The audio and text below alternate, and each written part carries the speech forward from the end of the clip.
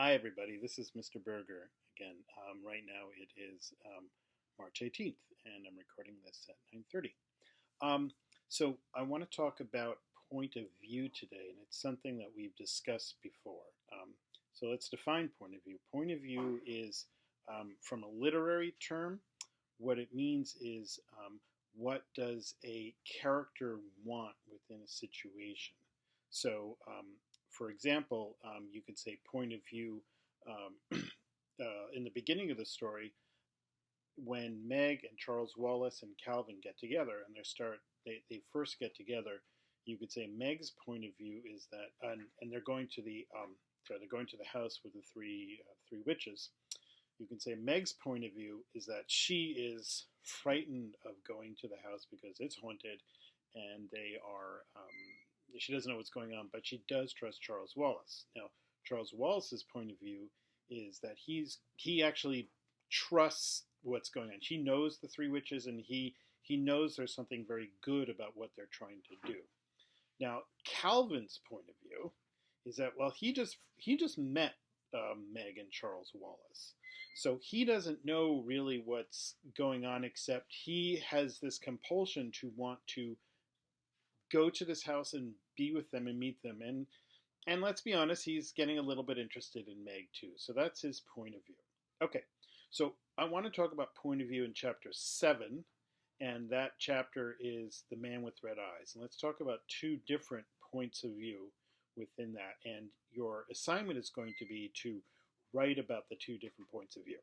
Okay, so the first point of view is of Meg and Charles Wallace and Calvin. What are they trying to do? They have gone into this crazy dystopia, this creepy dystopia of Camazotz.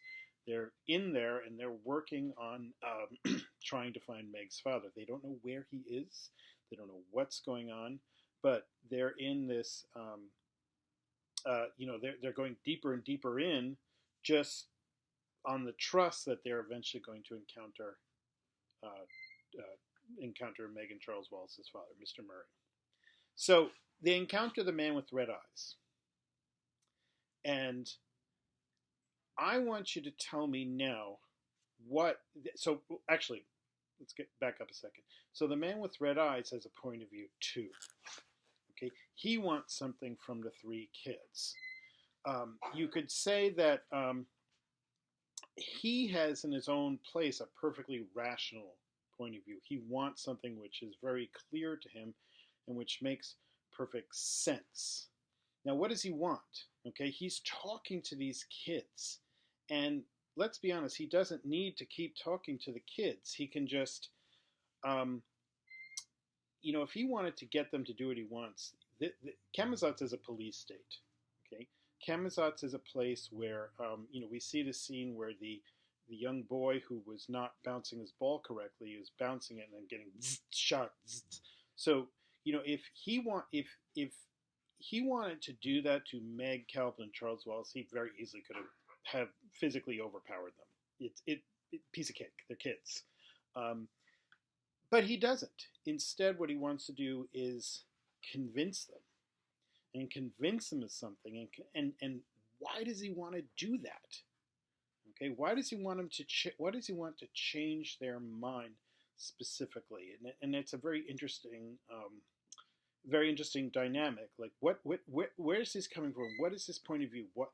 Okay, so the question I'm going to ask is, what are the 2 points of view within the story? What are the kids' point of view, and what's the point of view of the man with red eyes, and why are they doing what they're doing? Okay, so it should be pretty simple. I'm going to have it in Google Classroom. I'm going to want you to just ask a question within Google Classroom, and then answer as best you can. Use standard English and all that stuff. And I hope that works for you. So thanks. And what I'm going to be doing is when I post a question or post an assignment, I'm going to be giving you the answer in 2 days. So you'll have 2 days to answer it, and then I'll post the answer within the assignment video for the assignment 2 days from now. Okay, thanks, and hope you guys are doing well. And remember, I have a video conference scheduled for Friday at 9:30 to 10:30. I've hopefully invited everyone. I hope that I worked all the technical issues out and that everyone's invited. If you didn't get the invite, I've also posted the link to the invite on Google Classroom. So if you just check there, you should be able to like check in, and then anything you want to know about, we'll just talk about that. Okay, thanks a lot, and I hope you have hope to do well with this assignment. I'm looking forward to reading your answers.